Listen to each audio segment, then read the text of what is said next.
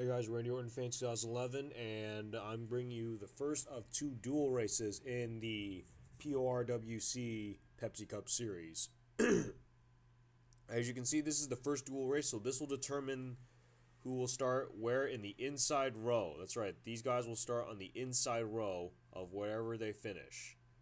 And we got 20 cars. Of course, they are looking forward to making a statement here and looking forward to getting a good starting position for the Daytona 500. Alright, let's not waste any more time. I'm not going to go through starting grid because I'm going to make this quick.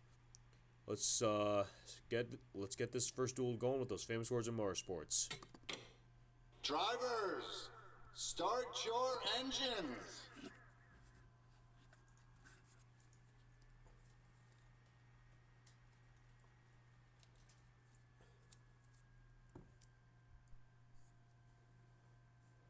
This race is 8 laps long because this is only a dual race. But of course, it's still going to be an exciting 8 laps to determine who will start where in the Daytona 500.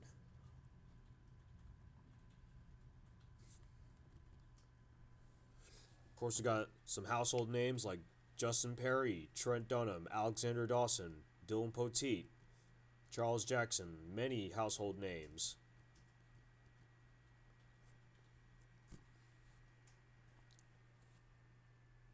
Of course, this is still racing at Daytona, so 20 cars are in the field. And the pace car is going to make that hard left to pit road. And we're ready to go dual racing here at Daytona under the lights. Green flag.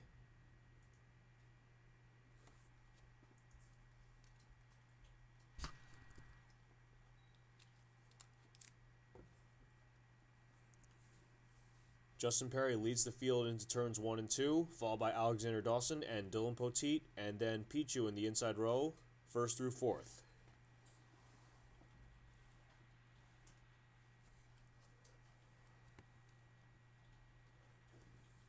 Here comes Alexander Dawson to the inside. He's got that inside advantage. He's getting help from the 34 Pichu. And Dawson will take the lead, coming off turn 4.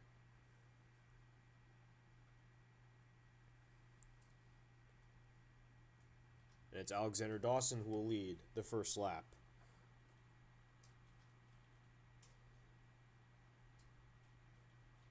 Look out, they're going 4 wide. Check that out, they're going 4 wide. And who's going to stick it out in the... Oh, look out! Oh, man. Oh, man. Oh, man. Huge wreck. It's the big one, even at these dual races. It's pretty much a race back to the start-finish line, and it's James McLeod. James McLeod all alone. Followed by the 21 of Jacob Bell, the 48 Sasha Dawson, and the 55 of Josh Cullen. Those are the guys who made it back to the start-finish line, as well as the 5 of Joshua Perry. Oh, man, huge amount of cars. A lot of cars got involved in that wreck.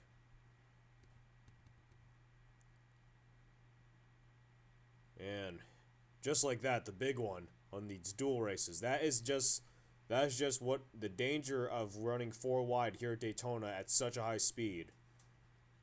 You get one mistake from one car, and it could mean a lot of bad things for everyone else. We'll take a look at what brought out the caution. Stay tuned. Alright, this is what brought out the big one. We're going to take a look at our bird's eye view camera. You see the cars there going 4 wide through turns 1 and 2.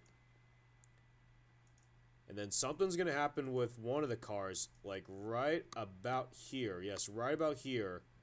The 78 of Dion Scott. Oh yeah, they're running 4 wide at this point. But then something happens with one of the cars. Right there.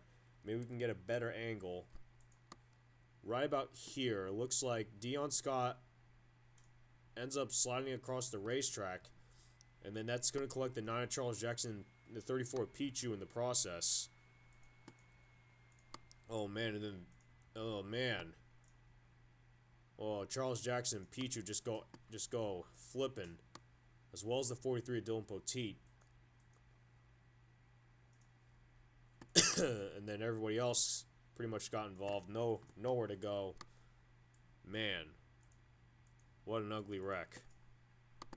Take a look at that again in our bird's eye view camera in slow motion. Start from a point where we can get it. Right about here, you're going to see them go 4 wide.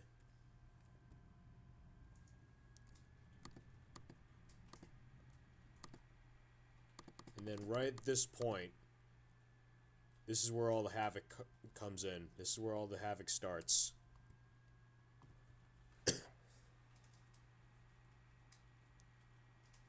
Right there, there's the contact, initial contact, 3 cars, and then everyone else gets involved. Oh man, what an ugly wreck. Who else got involved? Looks like there you see the 9 of Charles Jackson, the 34 Pichu flipping, 43 Dylan Poteet catches some airtime. Oh man, a lot of cars got involved in that one. And 31 Alexander Jones couldn't avoid damage. 16 Dylan Young is going to get damage from Jones. James McLeod was in the right place at the right time, and so was Jacob Bell. They managed to avoid the wreck. 48 Sasha Dawson got through. And it looks like the 55 of Josh Cullen gets it through without damage. The 5 of Joshua Perry managed to make it to the start-finish line, but he ends up taking some damage in the process. And then everyone else, not so lucky.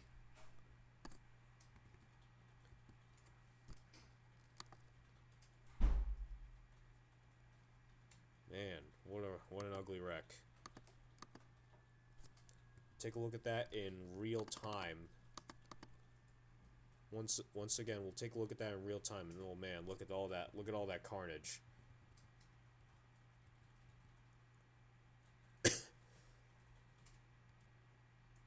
So as per NASCAR rules, if a car is unable to finish a dual race, they must start at the back of the field at the Daytona 500. And then the race back to the start-finish line is James McLeod, who will lead the field, followed by Jacob Bell, Sasha Dawson, Josh Cullen, and Joshua Perry. We'll be right back for more racing. Stay tuned. Pittscar's giving us the 1 to go, so we're ready to go back to racing with 2 to go. We will have a green-white checkered. As you can see here, the leaderboard, 8 drivers have already went out of the race. I'll take a look at what the race standings look like. Pichu, Alexander Dawson, Dylan Poteet, Charles Jackson, Dion Scott, Trent Dunham, Randy Carpenter, and Alexander Jones. Those are the guys that end up with the DNF, and those are the guys that will start in the back of the pack at the Daytona 500. So 12 cars remain in this one. Some of them received minor damage from that wreck. And of course, 4 of them, 4 cars, Josh Cullen, Sasha Dawson, Jacob Bell, and James McLeod made it through without damage. Pace car's going to hit pit road one last time. And we're going to set to go for a green-white checkered.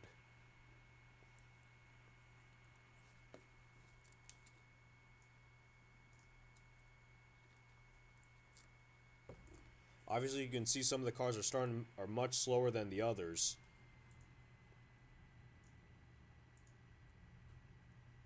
James McLeod, the leader, followed by Jacob Bell, and then Josh Cullen, Sasha Dawson, Joshua Perry. That's your top 5.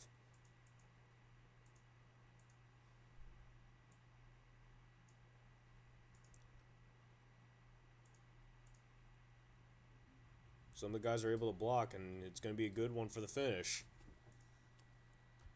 White flag is out, 1 to go. Who will start near the front in the Daytona 500? James McLeod leads the field.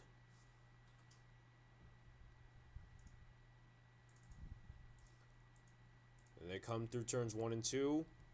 Jacob Bell trying to get help from the 48 Sasha Dawson. Can't get enough help from the outside line.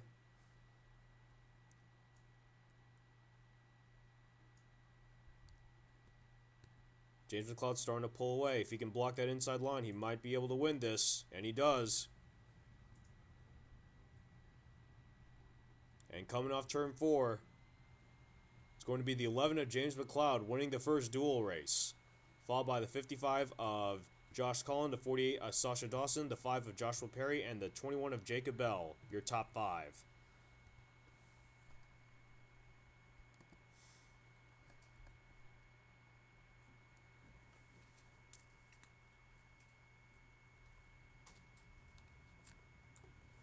So with the duel official, James McLeod wins the first duel.